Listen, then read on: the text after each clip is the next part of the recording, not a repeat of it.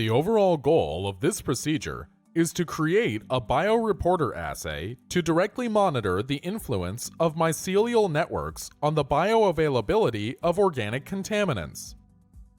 This is accomplished by immobilizing Bioreporter bacteria that express enhanced green fluorescent protein, or EGFP, as a function of contaminant bioavailability in agar, and applying them on a suitable glass slide. Next, the contaminant source is added to the setup inside of an agar ring, and the mycelial organism is inoculated on an agar patch on top of it. Then, the microcosm is incubated until the mycelium has overgrown the whole setup, and the contaminant may be translocated along the hyphal network. Finally, the Bioreporter cells are visualized using confocal laser scanning microscopy.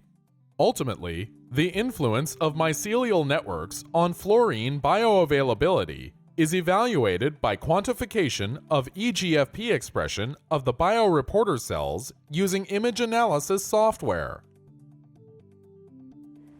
The main advantage of this technique over existing methods like chemical PAH extraction is that contaminant bioavailability can be assessed directly in a biological system and with only very little consumption of material. This method can provide insight into the bioavailability of PAHs in a water unsaturated environment like soil.